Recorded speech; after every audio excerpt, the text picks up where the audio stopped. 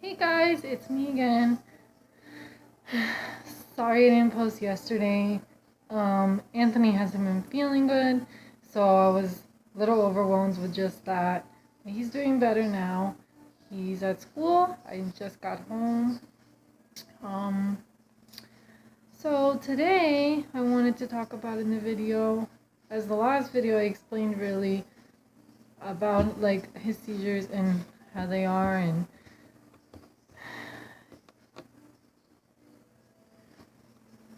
sometimes I'll see my life and I'll be like, why did this happen to me? Why did my son have to go through this? But you really can't question because you're not going to get an answer.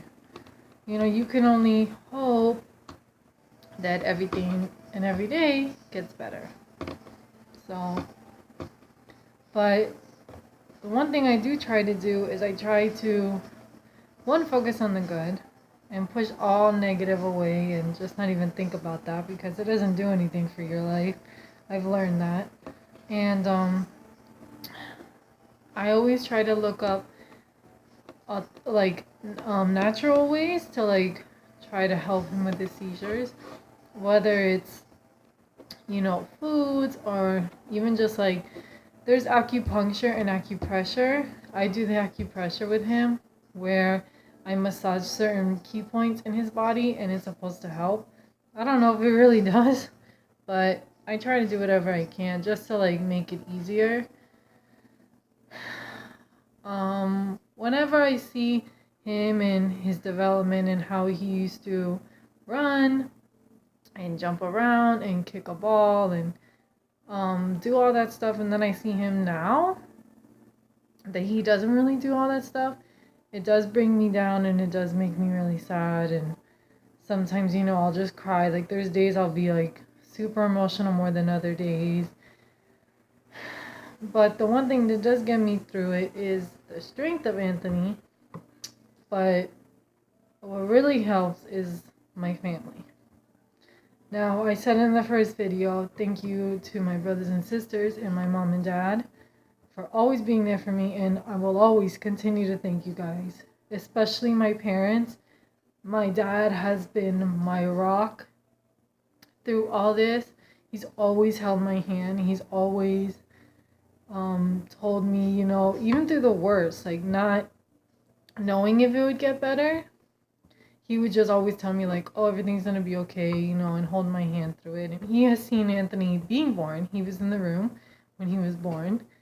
And he actually was there when Anthony had a really scary incident. About 4 years ago, in March, in the beginning of March, I think it's the 4th of March if I'm right. We were moving into a new apartment, me, his dad, and Anthony. And I'll never forget, he was just acting so weird that day, Anthony. And I was like, and at this time I already knew he had seizures, so I knew what to look for. And I remember just being like, what's wrong? Why is he so out of it? So then I went and I fed him something while his dad was getting some of the stuff from the moving truck. And I'll never forget, he kind of walked, because at that time he was walking. He walked over to the couch and just sat there. And I was like, what's going on, Anthony? And I started noticing that he started having a seizure. It's called absence seizure, where you literally just stare into space. It looks like you're not there. That's why it's called absence seizure. And I was like, oh no. So I went and I brought him into our room where our bed was already in there. So I was like, oh, let me lay him down and see. I started praying, please. And he has never, before that, he had never experienced grand mal's, which is the worst seizure in the world. It's the most scariest one. So I was like, oh, just to be safe, let me go and lay him down. So I did. I laid him down in the room, and he kind of just went blank. And I was like, oh shit, sorry. I was like, this is gonna be bad. I called his dad and I was like, please get upstairs, something's wrong. So he came upstairs right away. And I remember that my younger brother Brandon told me when Anthony had suffered from the absence seizure at first to not give him anything because there's something called a diastole you're supposed to give them if the seizure lasts longer than 3 minutes of any serious kind of seizure. You're supposed to give it to them. He's like, don't give it to him. Take him outside. The sunlight will wake him up from the seizure. Mind you, my brother Brandon adores Anthony. Like, he's so good with him. He always works with him really well, and he's just so good with him. Anthony loves him. They have such a good bond, and I appreciate Brandon whenever he does work with him because it's hard for me. He's at the strength of like Anthony. Like, my brother works out, so he's muscly and he's like big and he can handle him. As me, I have to do it because I really do. That's something I have no choice. I have to go and take care of him. I want to do it as well, but I have to. So I'll never forget he said that to me. And so I did. I brought him outside and he was still, like, he literally just did that. And it was already going on to 5 minutes, so I'm like, something's the matter. So I brought him back in the room. And that's when he started, like, literally shaking. Like, a convulsing movement is when you shake. Like, you start to just, like, kind of just shake. And I was like, oh my God, this is a grand mal. Mind you, like I said, he's never experienced it before that. So I was like, God, please, like, don't let this, like, go on forever, please. So I went and I told his dad, I'm like, we gotta go to the emergency room. Because I had read about these are really bad. So we went and we ran down the stairs. We lived on the 5th floor at this apartment. We ran downstairs, brought him in the car. I sat in the back with him and his dad drove to the hospital. And I'll never forget, it was like a scary movie. He dropped me off right in the front of the emergency room. And I walked in, and I was like, my son's having a grand mal, please someone help me. As soon as they took Anthony from me, I fainted. Like, we were already inside, like, the room area where they take you to go and, like, examine you. I fainted right away. The only thing I remember is waking up and saying, where's my son? The nurse told me, someone has him, they're taking him to the emergency room. Because they have, like, different rooms, they're like, he's in the main emergency bedroom. And I'm like, okay. So they were asking me, like, all these questions, like, what is it that his medical history, what's his name, how old is he, are you okay, what's your name, do you remember where you are, what just happened? And I was like, yes. And I told them everything, what had happened, how it all started. They took him in the back. And I'll never forget, like, my instinct was, like, call my parents. I called my dad and I told him what was going on, and I was like, please just get here, I need you and I need, like, support. His dad was there, Anthony's dad, but it's just different. Like, my dad's very compassionate, he's very loving, he's always been like that with all his kids, always just been the kind that will hug you through the worst times, and that's what I needed. So I was like, please get here just now. So he was like, okay, I'm coming. I remember while they were working on him, I told Anthony's dad, I'm like, Brian is his name. I was like, to stay with him while I go and see if my dad's here already. So I got up there and I was like, waiting. He finally appeared. They wanted him to, like, sign in. I was like, his grandson's, like, and at that time, Anthony was hooked up to, like, breathing machines because the seizure was not stopping. It was already almost on an hour and it still had not stopped. So my dad finally got there. And I remember just telling my dad, like, what happened. And I told my dad, I'm like, it's really scary, though, what you're about to see. He's hooked up to machines. Like, if they take off his breathing machines, he will probably stop breathing and he'll die. So he was like, oh my God, like, has he stopped breathing? And I was like, no, he has not. Because besides me going to check my dad, I didn't leave him. So I was like, I would have known. And his dad would have told me, you know, what happened. So I was like, no, he didn't. We went back there and my dad saw him and my dad just almost like, his whole body almost let go.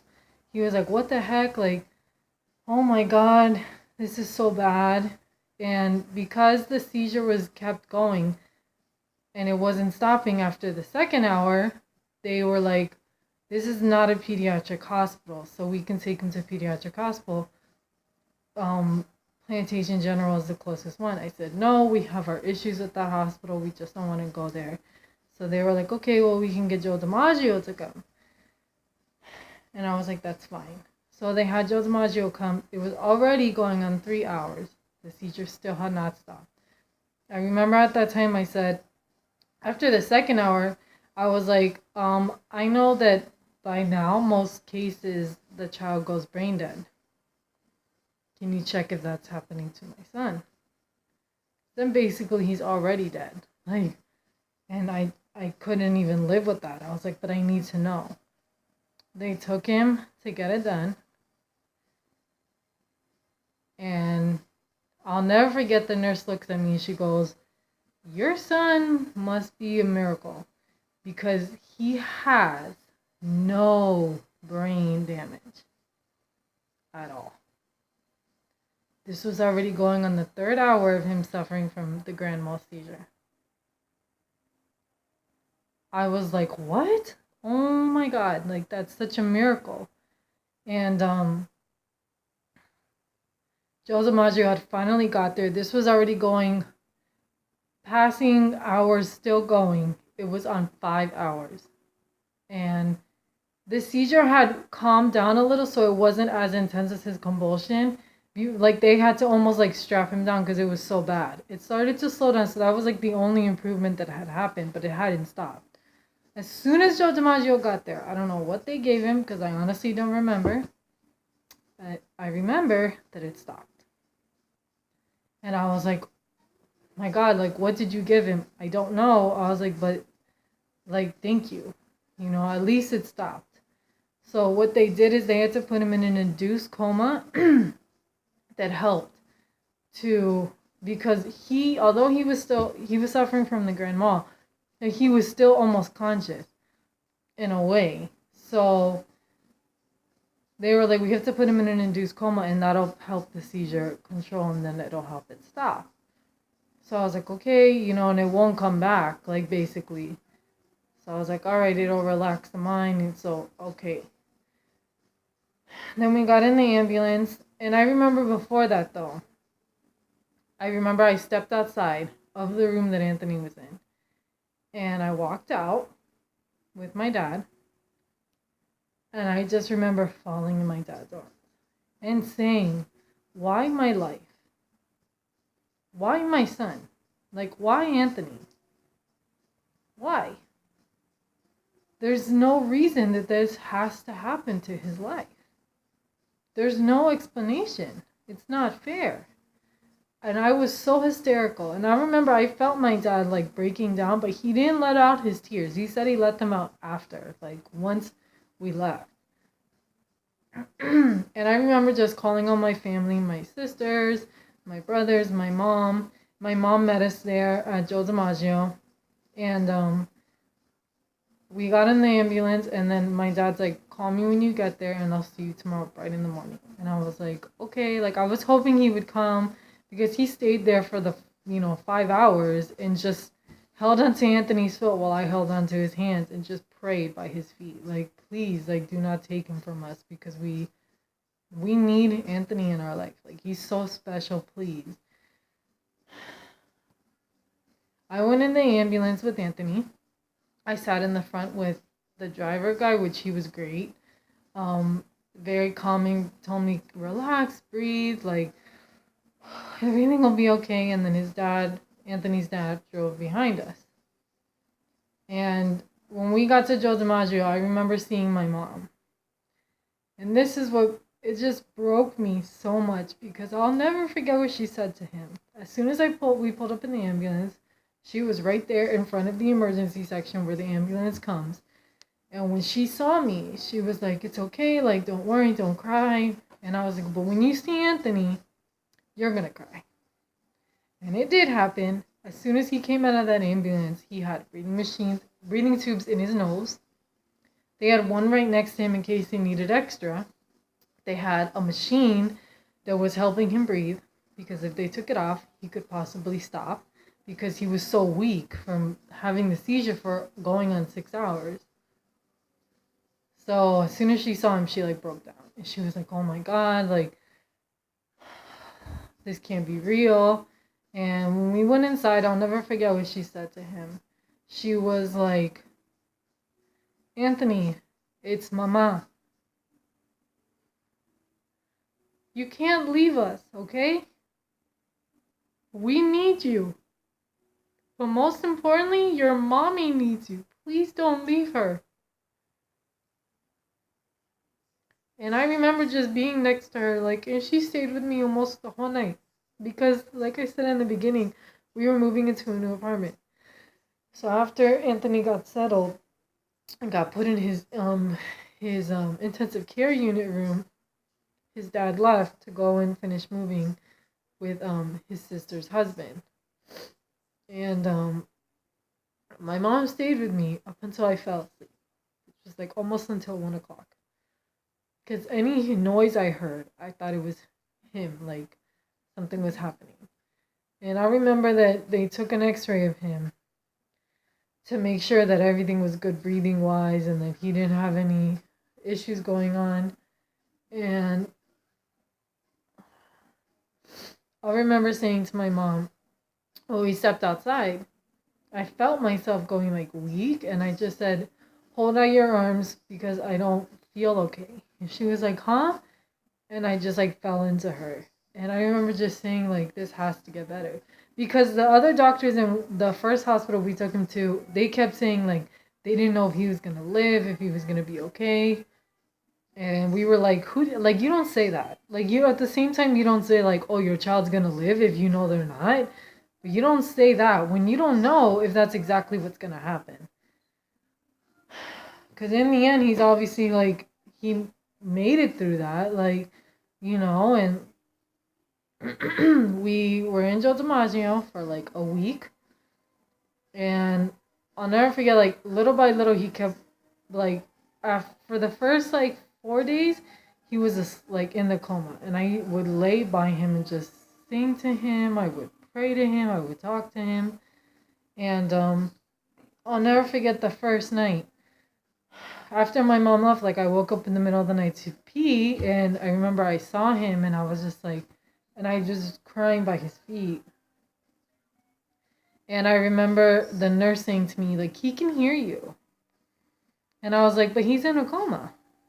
And she was like, "But he's in an induced coma. That means he is able to hear you. So he's hearing you cry. If you think about it, shouldn't he be hearing positive feels around him instead of crying?" You know, I understand it's hard for you right now, but he needs to have good motives around him. And at first I was like, "Well, how am I supposed to like smile through all this like sunshine in the sky when this is like a disaster in front of my eyes?" But I understood what she meant and I did. I walked out and I was like, everything will be okay, like he'll be fine. And by the fourth day, he woke up. He started waking up little by little. And I knew he started to wake up, not just because I was like, "Oh, look his eyes." I started hearing him. He'd be like, "Oh."